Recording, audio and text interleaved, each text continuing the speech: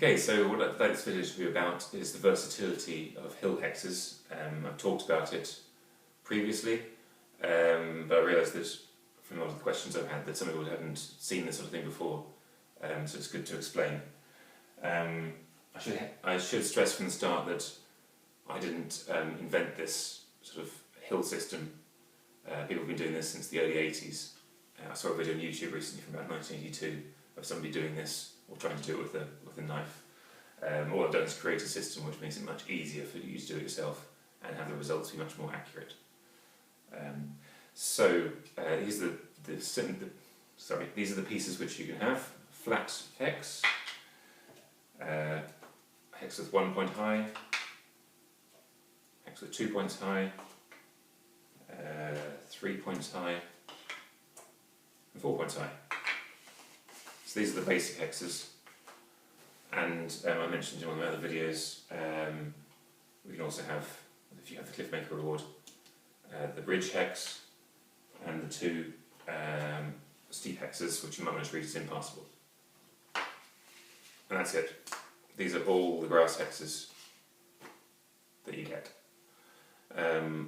Now, in terms of how commonly they're used, these ones barely at all, this one rarely,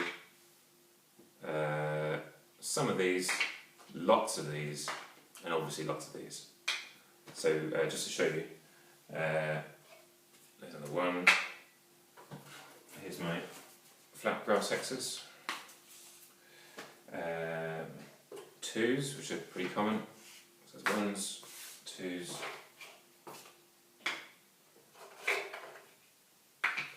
They're all the same.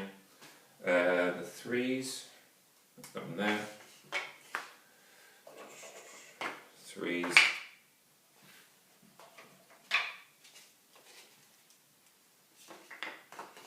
Those ones there, threes, and then the fours. I got 3 of those. So what have I got in all the photos you've seen? These are all the hexes I used for the rolling grass hills.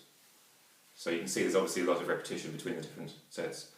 Oh, by the way, these are from my earlier kind of prototype, so they have cardboard bases, but just ignore that. Things have moved on quite a bit since then. You don't need to do this, but they're quite easy to use to demonstrate. And these are my risers. It took a lot longer to make, because I had to cut them all in cardboard, than the ones you can do with the Hex toolkit. So I'll show you just making up a setup as I go, and show you how easy it is. So every time you use one of these 2 pieces, it kind of creates an external curve. If you use a 4, it's going to create an internal curve, and if you use a 3, it's going to be straight. Okay, so it's quite simple really. So if you want to build it up like this, let's say you wanted to keep going up, so we've got 3 low sides, so let's find one with 3 low, so that's one of these. Okay.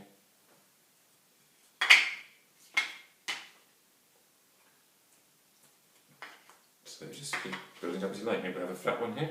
Oh, sorry, you can't, got a slope. So you're kind of dictated by the pieces that are already down there. Here's one. You can see how the shape's starting to evolve by itself. Some flat bits down the bottom here. Obviously these aren't going to hold together very well, but you've seen my system for holding them together. So here I've created a slope up, another slope up. So if I want to have this, then I need to use one of these steep ones. Say this one.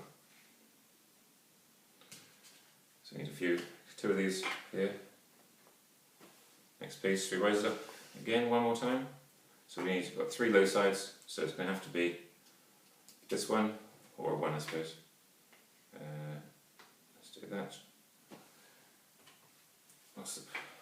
Another one there. Another steep one.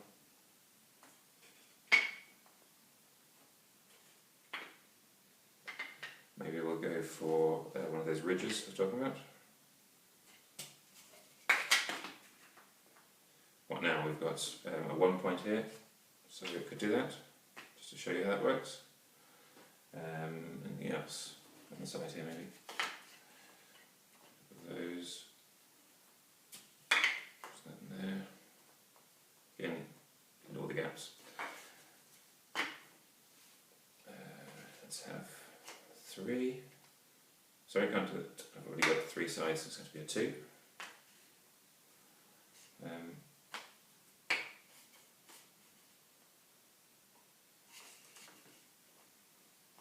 So you can see how quickly and easily it all starts forming up to make what I think is quite a pleasing shape, really.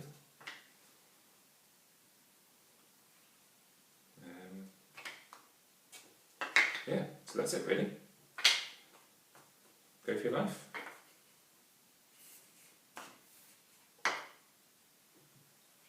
Done. Okay, hope you enjoyed that. Thank you.